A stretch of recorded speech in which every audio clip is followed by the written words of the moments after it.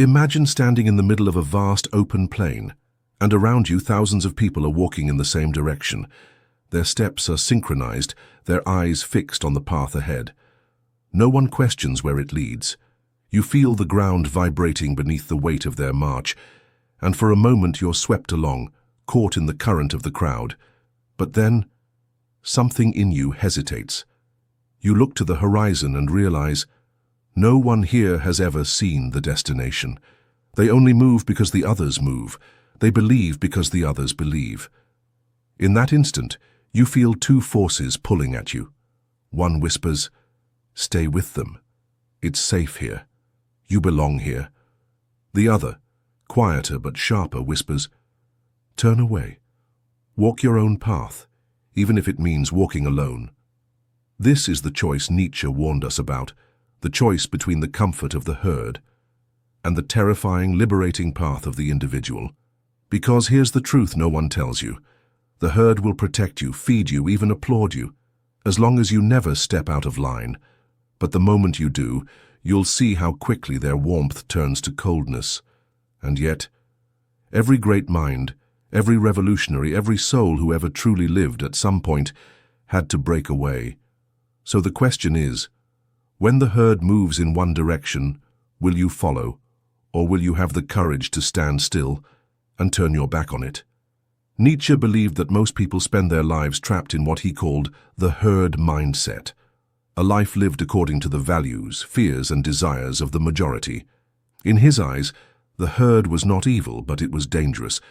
Dangerous because it lulls us into thinking we are living meaningfully, when in reality we are simply following a path carved by others. Today, more than ever, the herd has grown louder, faster, and more persuasive. Social media tells you what to think before you've even had the chance to think for yourself. Popular culture decides your dreams for you, what success looks like, what happiness should feel like, even what kind of person you should be. And like a river pulling you downstream, the current is strong. But Nietzsche's warning was clear. If you never step out of this current, you will never discover who you truly are. To him, the goal was to become the Übermensch, the overman, someone who creates their own values, someone who shapes their own destiny, even if it means walking away from the crowd. This is not a comfortable journey. You will be judged. You will be misunderstood. And yes, you will sometimes feel the ache of loneliness. But as Nietzsche saw it, these are the growing pains of freedom, the price for owning your mind, your choices, and your life. In this video, we'll explore what Nietzsche really meant by the herd mindset, why it's so seductive, and most importantly, how you can break free from it without losing your sense of connection to others. Because escaping the herd isn't about rejecting people. It's about rejecting blind obedience. It's about becoming who you were truly meant to be. To understand Nietzsche's warning, we first have to step into his world. Friedrich Nietzsche lived in the late 19th century, a time of massive cultural shifts, science challenging religion, industrialization, reshaping society, and the old moral codes starting to crack. In the midst of this change, Nietzsche saw a dangerous pattern. Most people weren't thinking for themselves. They were holding on to inherited beliefs and traditions simply because everyone else did. He called this the herd, not as an insult, but as a description of a psychological reality. Like animals in a flock, humans often move together for safety, comfort, and a sense of belonging. In nature, this makes sense. The lone animal is vulnerable to predators. But Nietzsche argued that in human culture, this instinct often kills the individual spirit. Herd morality versus individual morality. Nietzsche saw two kinds of morality. Slave morality, the morality of the herd, values like humility, obedience, and conformity. These keep the group together and discourage anyone from standing out. Master morality, values like strength, courage, and self-determination. This morality is created by individuals who decide for themselves what is worth living and dying for. Nietzsche didn't believe everyone should or could escape the herd. In fact, he suspected most people would remain in it their entire lives. But for the rare person willing to bear the burden of freedom, The reward was a deeper, more authentic existence. The danger of the herd in modern life. In Nietzsche's day, the herd was shaped by church, tradition, and social expectations. Today, it's amplified by algorithms and 24/7 media. You are constantly shown what's trending, what's acceptable, what's normal. Step too far outside that, and the modern herd doesn't just ignore you, it attacks you. Think about it. Social media mobs deciding who's cancelled. Career paths chosen not from passion, but from what looks prestigious. People adopting political or moral positions without ever reading beyond a headline. The herd thrives on certainty. It needs everyone to agree because disagreement threatens its unity. But Nietzsche would say, true growth begins where certainty ends. Why escaping feels like betrayal. Breaking away from the herd isn't just scary, it can feel like a betrayal of your family, friends, or culture. You risk being called arrogant, selfish, or even immoral. Nietzsche knew this well. He spent much of his life misunderstood, even by the people closest to him. Yet he insisted that solitude and independence were necessary for greatness. In Thus Spoke Zarathustra, his fictional prophet tells the crowd, "You have your way, I have my way. As for the right way, the correct way, and the only way, it does not exist." This is radical. It means there is no single approved life path, no ultimate checklist of morality handed down from the majority. You must create your own compass. The price of staying in the herd. If you never challenge the herd's beliefs, you risk living someone else's life.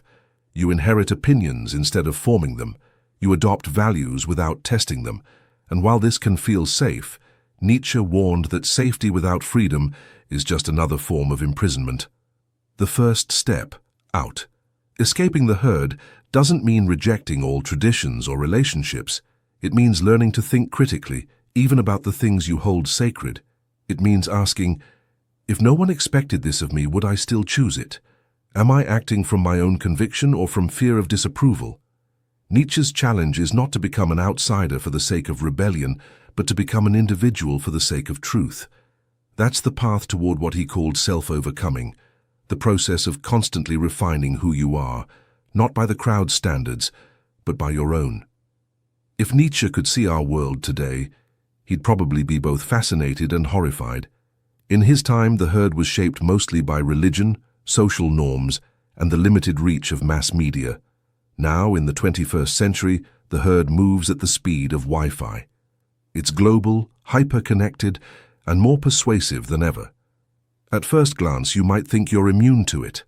After all, you're an adult, you make your own decisions. But the truth is, the herd has evolved. It no longer just pressures you in obvious ways. It seeps into your daily habits, your entertainment choices, your sense of morality, even your definition of happiness. Where the herd lives today, social media algorithms, you're shown what's popular, what's trending, what everyone is talking about. The more you engage, the more you're fed the same kind of content until it shapes your worldview without you even noticing. Cultural trends, from fashion to food to lifestyle, aesthetics. Many people adopt trends not because they love them, but because they fear missing out or appearing outdated. Political and ideological echo chambers. People take strong positions on issues they've barely researched because their social group or favorite influencer holds that position. Consumerism, buying not for need but for status, often dictated by what's currently in style or marketed as desirable. The scary part is that much of this doesn't feel like pressure. It feels normal, and that's how the herd works best, when it convinces you that its way is simply the way. Why the herd is so seductive. Humans evolved to survive in groups. Thousands of years ago, being part of the tribe meant safety, food, and protection from predators. Being cast out could literally mean death. That ancient instinct still lives in us, which is why conformity feels safe and non-conformity feels dangerous. Nietzsche understood this, but he warned that what once kept us alive can now keep us from truly living. The herd mindset offers certainty. You don't have to wrestle with difficult questions. The group decides for you. Validation. Approval and praise come easily when you fit in. Protection. You avoid conflict by agreeing with the majority. But all of this comes at a hidden cost, the erosion of your individuality. The hidden danger. The most dangerous part of the herd mindset is that it robs you of ownership over your life. If you never question where the crowd is going, you may wake up one day far from where you wanted to be, living someone else's dream, carrying someone else's beliefs, chasing someone else's definition of success. Nietzsche believed this was a kind of spiritual death. You might still be breathing, still functioning, but without the spark of self-created purpose. Why breaking away feels terrifying. Escaping the herd isn't just an intellectual decision, it's an emotional and social one. The moment you step away, you risk being judged, ridiculed, or excluded. You might lose friends who see your independence as arrogance. You might face criticism from family who think you're abandoning tradition. You might feel the sting of loneliness when the applause stops. Nietzsche didn't sugarcoat this. He said the path of the free spirit is hard, but he also believed it was the only path toward becoming your true self. Signs you're still in the herd. 1. You agree with popular opinions without deeply understanding them. 2. You feel anxious or guilty when people disapprove of you. 3. You make major life choices based on social expectations rather than personal conviction. 4. You consume trends, whether clothes, entertainment, or beliefs, mainly to fit in. The courage to think alone. The first step toward escaping the herd is simply noticing it. Start paying attention to your automatic yes moments, the times you agree, participate, or follow along without thinking. Then begin to ask, do I actually believe this? Would I make the same choice if no one else was watching? If I were completely free from judgment, what would I do differently? Nietzsche's goal wasn't for you to reject every group or tradition. It was for you to claim authorship over your life, to live intentionally, not automatically. Because in the end, the herd will always be there, moving in unison towards some horizon. And you have to decide whether your path runs with theirs or away from it. Why breaking free feels dangerous. Escaping the herd is not like stepping off a bus and calmly walking your own way. It's more like jumping from a moving train in the middle of the night, not knowing exactly where you'll land. There is a reason why so few people do it. The psychological cost can be immense. When you step away from the herd, you lose more than a crowd. You lose the comfort of certainty. The rules you once relied on no longer apply. What is right and wrong becomes yours to define. That can be exhilarating, but it can also be terrifying. The emotional costs. 1. Loneliness. You might find yourself spending long stretches without like-minded company. Humans are wired for connection, and without the herd's constant presence, the silence can feel deafening. 2. Misunderstanding. People will question your motives. Some will call you arrogant. Others will think you've lost your way. Nietzsche himself lived much of his life in isolation, his ideas ridiculed or ignored until after his death. 3. Fear of failure. The herd offers a safety net. If everyone is doing the same thing, failure feels less personal. Alone, there's no one to hide behind. Nietzsche's warning. Nietzsche's warning wasn't just, don't be like everyone else. It was prepare yourself for the weight of freedom. He saw that the moment you stop outsourcing your thinking to the group, you inherit the full responsibility for your life. Every choice, every consequence is yours alone. This is why so many people, even after sensing the limits of herd life, drift back to it. Freedom is not just an open field, it's an open field without fences, without signs, without maps. The science behind the herd instinct. Modern psychology supports what Nietzsche observed. Studies in social conformity show that people will give an obviously wrong answer to a question if enough others around them give the same wrong answer. This is called the Ash conformity effect. Why? Because the brain perceives social disagreement as a threat. In evolutionary terms, being cast out of the tribe once meant certain death. Our nervous systems haven't fully updated for the modern world, so non-conformity still triggers the same primal anxiety. The path of self-overcoming. For Nietzsche, escaping the herd was just the beginning. The deeper challenge was self-overcoming, facing your own weaknesses, fears and illusions, and then transforming them. You don't become free simply by rejecting the crowd. You become free by building something in its place. Your own values, your own principles, your own sense of meaning. This is where Nietzsche's concept of the Übermensch comes in. The Übermensch isn't a tyrant or a rebel for rebellion's sake. It's the individual who has created a life entirely from their own will, without leaning on inherited rules. Practical steps to begin escaping the herd. 1. Build awareness. Notice the moments when you agree with something instantly. Ask yourself, is this truly my belief or is it borrowed? 2. Practice small acts of independence. You don't have to start by rejecting your entire career or belief system. Start with small, harmless deviations, wearing something unfashionable, stating a minority opinion in conversation, or exploring an unpopular book or idea. 3. Create solitude. Solitude is not just the absence of people, it's the space to think without interference. Nietzsche believed solitude was the breeding ground for originality. 4. Seek quality over quantity in relationships. Instead of surrounding yourself with dozens of like-minded acquaintances, cultivate a few deep connections with people who challenge you to think differently. 5. Develop a personal philosophy. Write down your guiding principles. They don't have to be perfect or permanent, but they should be yours, not the herd's. The risk of becoming an anti-herd Nietzsche also warned against simply flipping to the opposite extreme, rejecting the herd not out of conviction, but out of bitterness. This creates another kind of conformity, an anti-herd where everyone is united in their rejection rather than in independent thinking. True freedom means you might sometimes agree with the herd, sometimes not, depending on where your own reasoning takes you. Historical and modern examples: Socrates, condemned to death for encouraging Athenians to question accepted beliefs. Galileo risked the wrath of the church by advocating for a heliocentric universe. Steve Jobs rejected conventional corporate culture to build a company that changed technology and design. Each of these figures faced misunderstanding, resistance, and even danger. Yet their willingness to stand apart shaped history. Why this matters now? We live in a time when the herd has more tools to influence you than at any point in history. Your phone alone is a portal to endless social influence, news cycles, viral trends, group outrage, and carefully curated images of how life should look.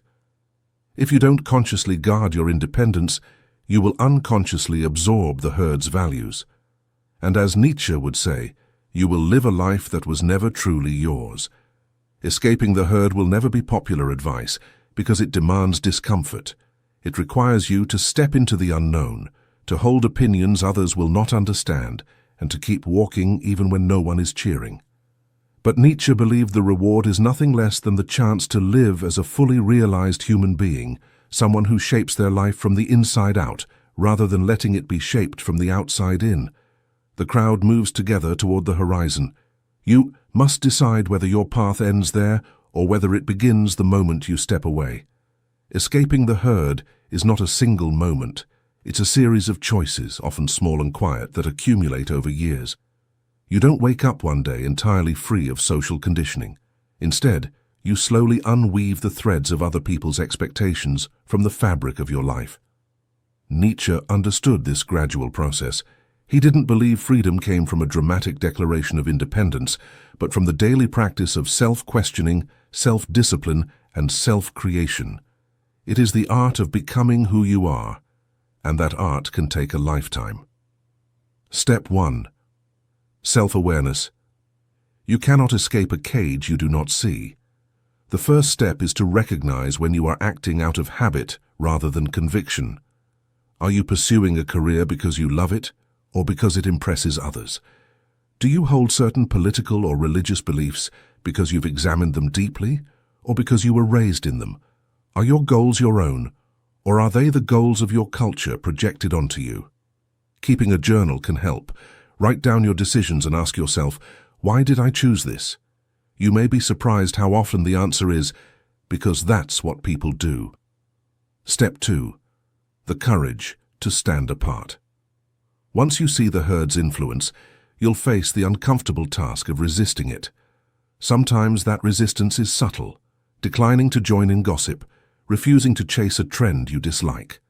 Other times, it's seismic, leaving a stable job, ending a relationship, or changing your worldview. Nietzsche knew that standing apart comes with consequences. People in the herd often feel threatened by those who choose differently, because your independence reminds them of their own unmade choices. Expect criticism, expect distance, but also expect a strange kind of respect from those who recognize your courage. Step 3. Self-overcoming. This is the most demanding part. Freedom from the herd is meaningless if you simply replace it with laziness, indulgence, or empty rebellion. Nietzsche's idea of self-overcoming means confronting your own limitations and working to rise above them. That might mean overcoming fear of failure by deliberately attempting something difficult, overcoming the need for validation by learning to live with disapproval, overcoming comfort addiction by choosing challenges over convenience. Self-overcoming is ongoing. It never ends because the person you are today is only a stage in the person you are becoming. Nietzsche's practical warnings and advice. 1. Beware the comfort trap. The herd offers a life that is comfortable but unremarkable. Comfort feels good, but Nietzsche saw it as a sedative for the soul. Too much comfort numbs ambition and dulls the edge of curiosity. 2. Create your own values. Nietzsche didn't think you should live without morality. He thought you should build your own. That means deciding for yourself what is worth living for, fighting for, or sacrificing for, rather than inheriting those values unexamined. 3. Embrace. Solitude. Solitude is where your truest thoughts surface, free from the noise of the crowd. Nietzsche believed solitude was essential for any great thinker or creator. It's not about hating people, it's about loving truth enough to seek it without interruption. 4. Find other independent thinkers. Breaking from the herd doesn't mean living in total isolation. Seek out people who value truth over popularity, who will challenge you when you fall into lazy thinking. But remember, this is not an anti-herd. Each person in your circle should be walking their own unique path. Real-world examples of escaping the herd: Socrates. He lived in Athens, surrounded by citizens who believed they knew what justice and virtue were. Socrates questioned everyone, including himself, and paid for it with his life. Galileo Galilei. In a world convinced the Earth was the center of the universe, Galileo followed his own observations, even when it meant standing against the Church's authority. Virginia Woolf.